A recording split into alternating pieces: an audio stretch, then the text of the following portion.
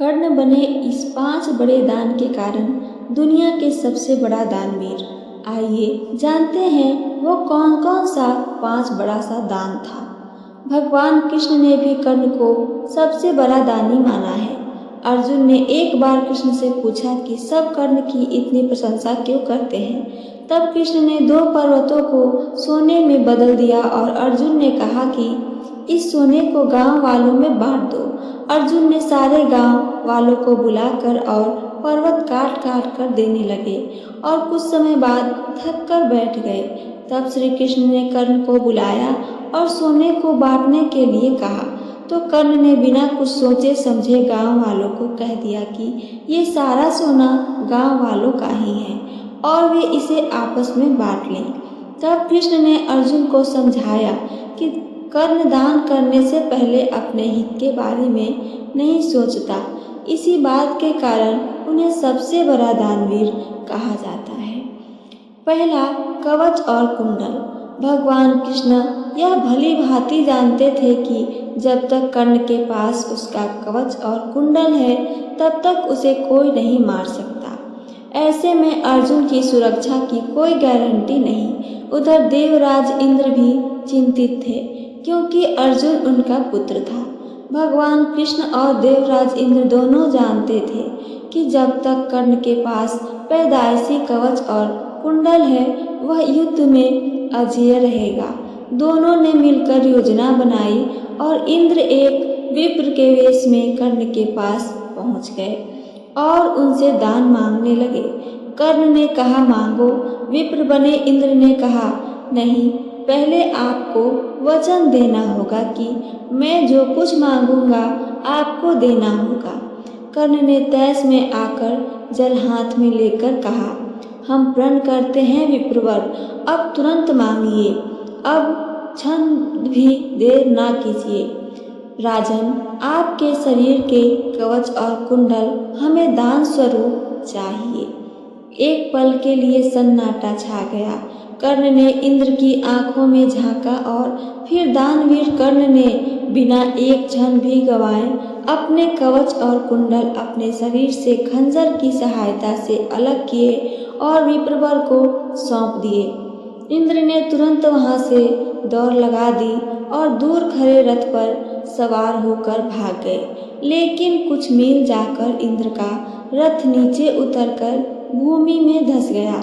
तभी आकाशवाणी हुई, देवराज इंद्र, तुम इतने पापी क्यों हो? ये पाप क्यों कर रहे हो?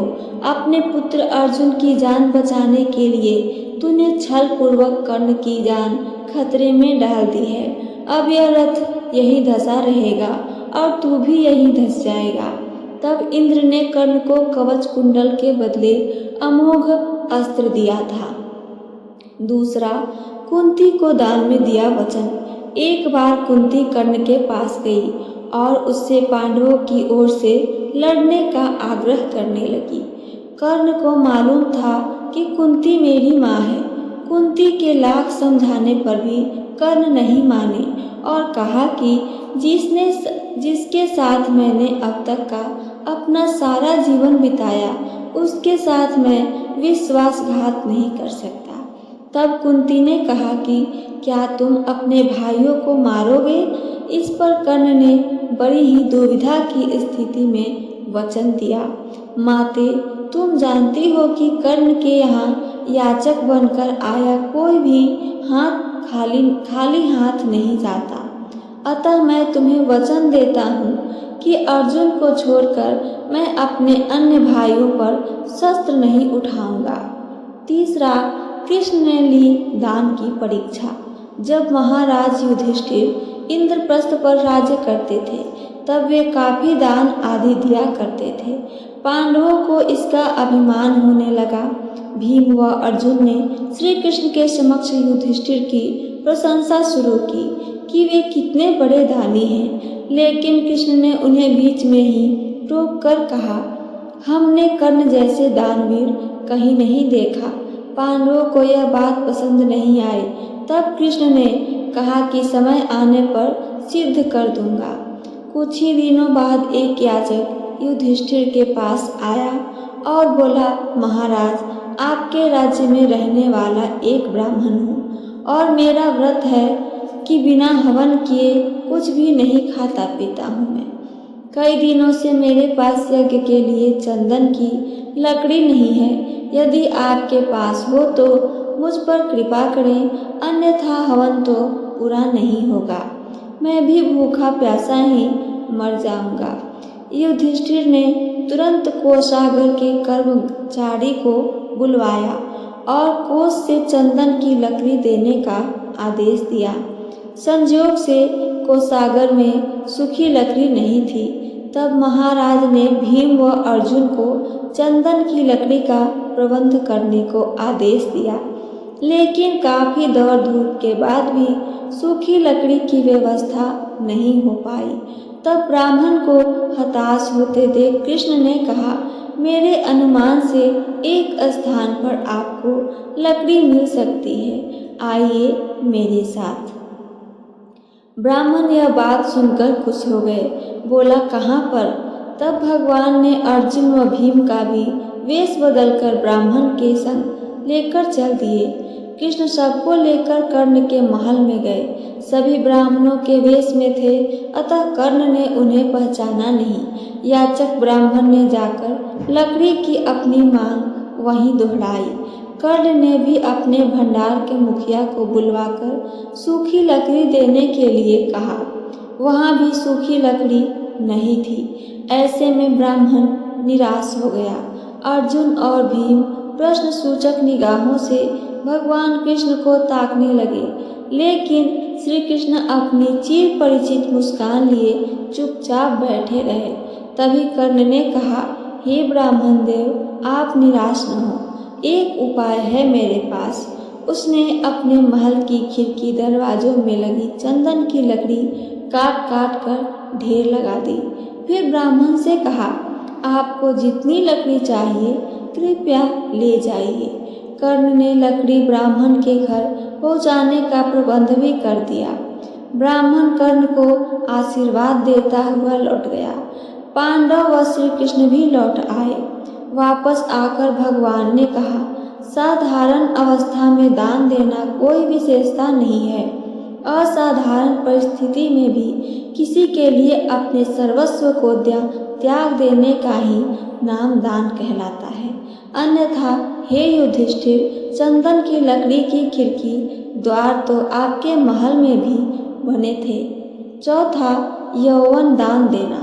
किंवदंती है कि एक बार कर्ण ने अपना यौवन ही दान दे दिया था। कथा अनुसार एक बार की बात है, दुर्योधन के महल पर भगवान नारायण स्वयं विप्र के वेश में पधारे और दुर्योधन से भिक्षा मांगने लगे। दुर्योधन के द्वार पर आकर एक विप्र ने अलग जगाई, नारायण हरि भिक्षाम देहि। दुर्योधन ने स्वर्ण आदि देकर विप्र का सम्मान करना चाहा, तो विप्र ने कहा, राजन मुझे यह सब नहीं चाहिए। दुर्योधन ने आश्चर्य से पूछा, तो फिर महाराज कैसे पधारे आप?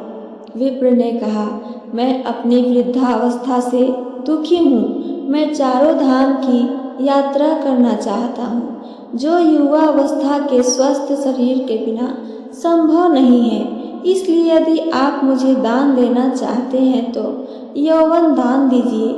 दुर्योधन बोला, भगवान मेरे यौवन पर मेरा सहधर्मिणी का अधिकार है, आज्ञा हो तो उनसे मैं पूछ आऊं। विप्र ने सिर हिला दिया। दुर्योधन अंतःपुर में गया और मुंह लटकाए लौट आया। विप्र ने दुर्योधन के उत्तर की प्रतीक्षा नहीं की, वह स्वतः समझ गए और वहां से चलते बने। उन्होंने सोचा अब महादानी कर्ण के पास चला जाए। कर्ण के द्वार पहुंचकर विप्र ने अलख जगाई, भिक्षाम देहि। कर्ण तुरंत राजद्वार पर उपस्थित हुए। विप्रवर, मैं आपका अभीष्ट हूँ, क्या करूँ बताइए। विप्र ने दुर्योधन से जो निवेदन किया था वही कर्ण से भी कर दिया। कर्ण उस विप्र को प्रतीक्षा करने की विनय करके पत्नी से परामर्श करने अंदर चला गया, लेकिन पत्नी ने कोई नानुकुर नहीं की। वह बोली, महाराज दानवीर को दान देने के लिए किसी से पूछने की जरूरत क्यों आ पड़ी? आप उस विप्र को निसंकोच यौवन दान दे सकते हैं। कर्ण ने अविलंब यौवन दान की घोषणा कर दी। तब विप्र के शरीर से स्वयं भगवान विष्णु प्रकट हो गए, जो दोनों की परीक्षा लेने गए थे। पांचवा दान क्या है, आइए जानते हैं। सोने के दांतों का दान। कर्ण दान करने के लिए काफी प्रसिद्ध था।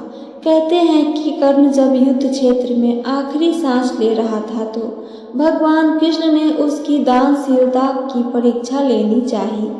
वे गरीब ब्राह्मण बनकर कर्ण के पास गए और कहा कि तुम्हारे बारे में काफी सुना हूँ और तुमसे मुझे अभी कुछ उपहार चाहिए। कर्ण ने उत्तर में कहा कि आप जो भी चाहें मांग ले। ब्राह्मण ने सोना मांगा।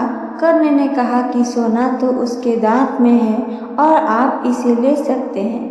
ब्राह्मण ने जवाब दिया कि मैं इतना कायर नहीं हूँ कि तुम्हारे दांत तोड़ूं। कर्ण ने तब एक पत्थर उठाया और अपने दांत तोड़ लिए। ब्राह्मण ने इसे भी लेने से इनकार करते हुए कहा कि खून से सना हुआ यह सोना वह नहीं ले सकता। कर्ण ने इसके बाद एक बाण उठाया और आसमान की तरफ चलाया।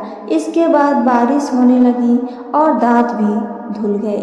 तो ये थी मेरी आज की कथा। मेरी कथा आप सबको पसंद आई हो तो चैनल को सब्सक्राइब करके वीडियो को लाइक करना ना भूलें। साथ साथ एक अपना प्यारा सा कमेंट करके हमें ज़रूर बताइए मेरी कहानी कैसी लगती है आप सबको। सुनने के लिए धन्यवाद दोस्तों। जय श्री कृष्णा। राधे राधे।